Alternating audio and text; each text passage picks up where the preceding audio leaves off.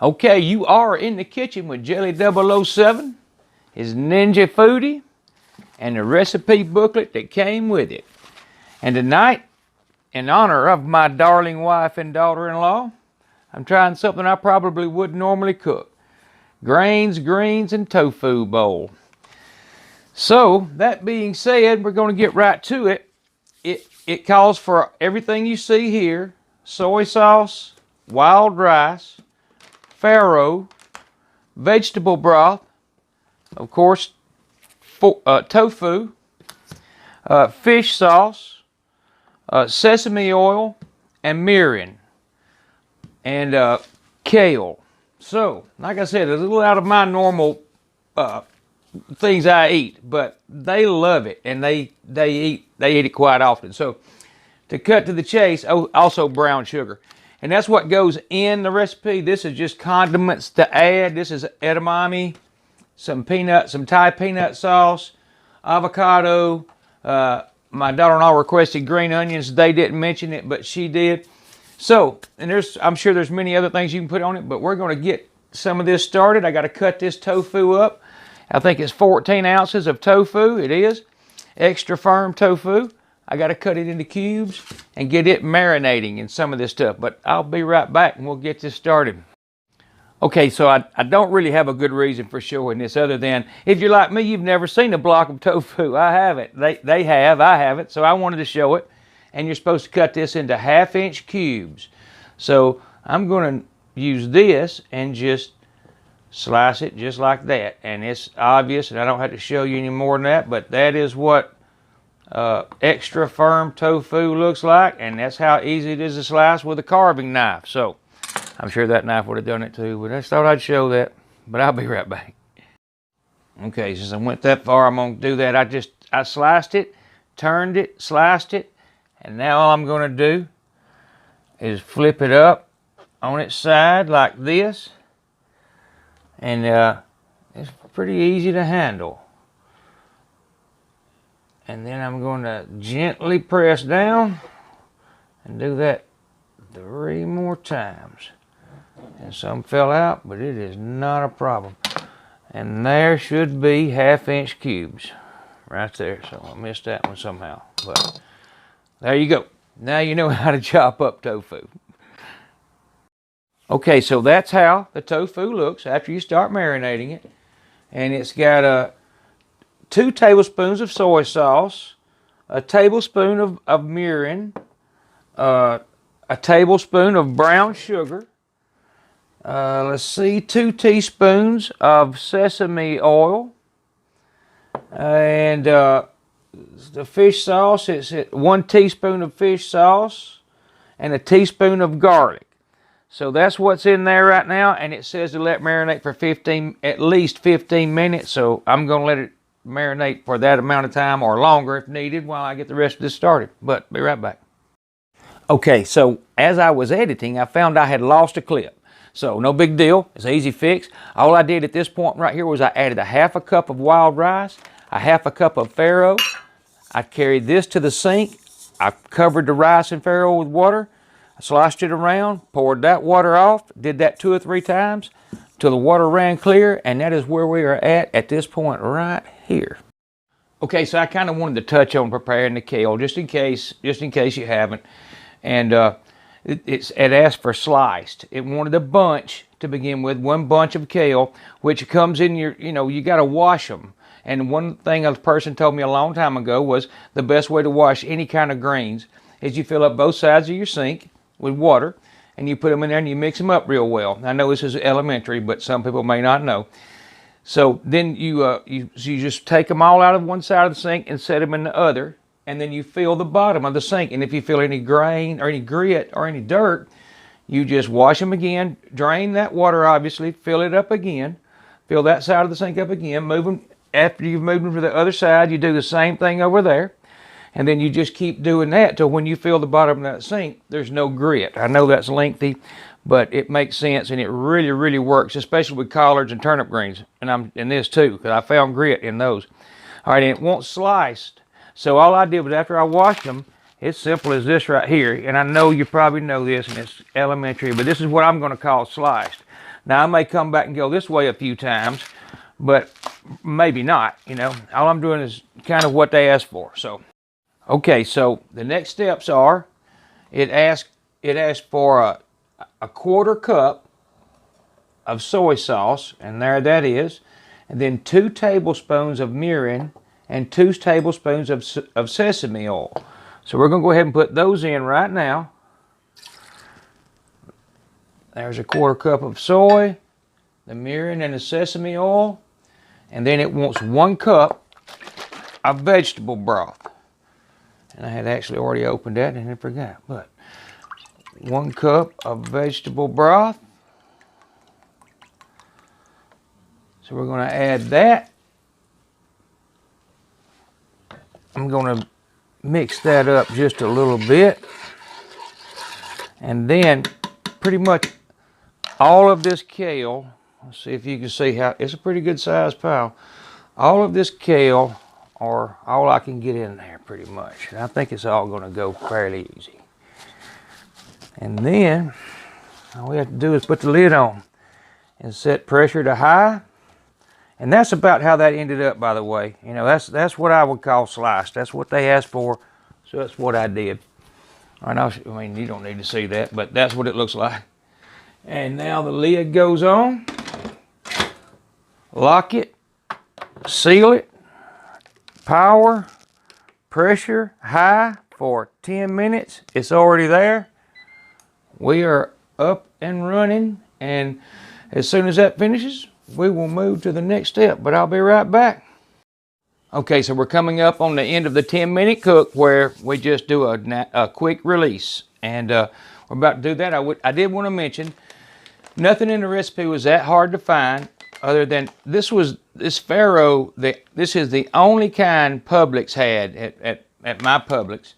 And I'm not going to say it's hard to find, but there was a lot of other things that I found it, but it was the only kind they had, like I said. And then the wild rice, be honest with you, just straight wild rice.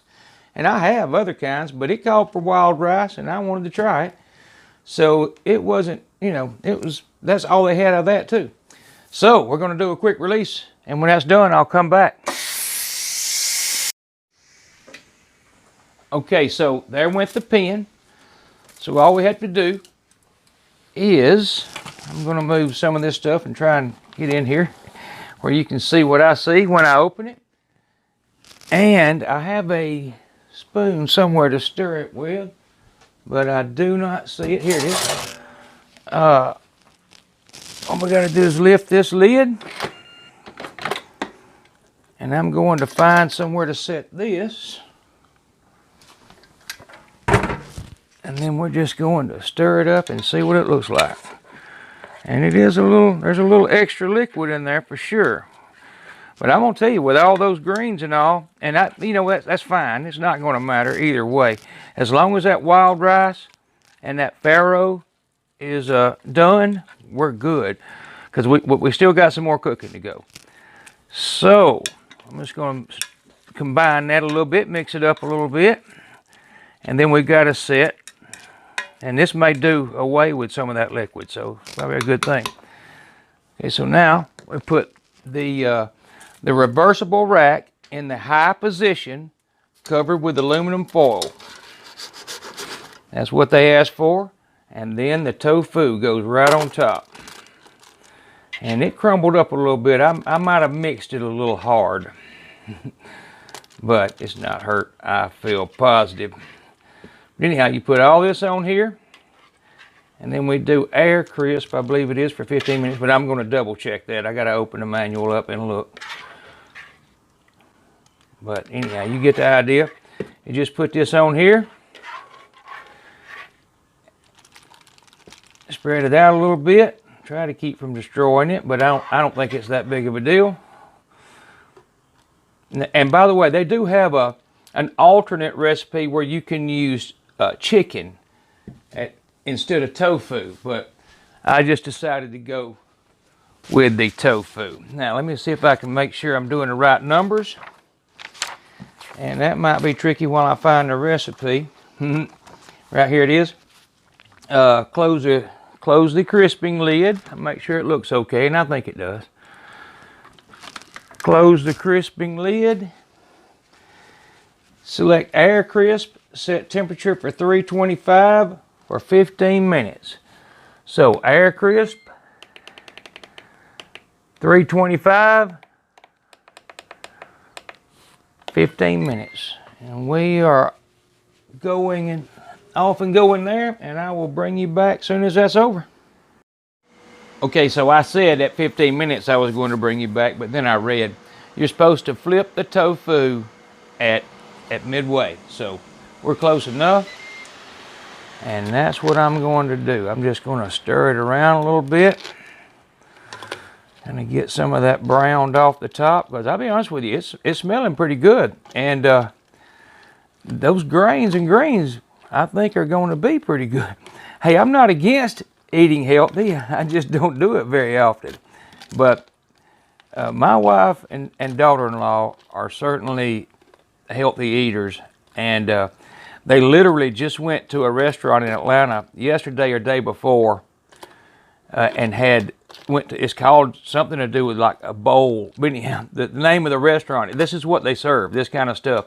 So I had saw this recipe before and really hadn't even gave it any thought. And then I don't know why, because when I saw it again and they had just went to the restaurant yesterday, I said, this has got to be done. So that's where we're at. There's how it's looked after it's flipped.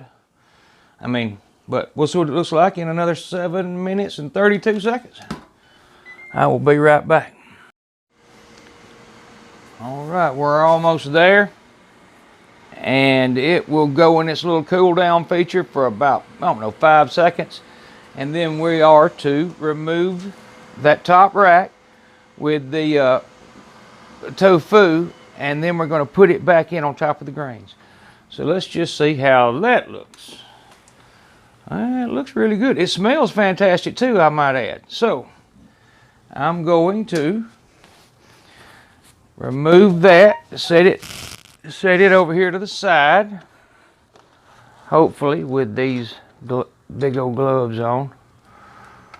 I'm going to stir that up just a little bit because I want to see how it looks too. And I was worried about the liquid, or not worried, even with that much liquid in it, I certainly don't think it hurts. And in fact, that reduced it a lot. So as long as those grains are done, I'm sure the greens are. The kale will be done for certain. The grains, they look it, so we're going to know in just a second. So I'm going to put this right here.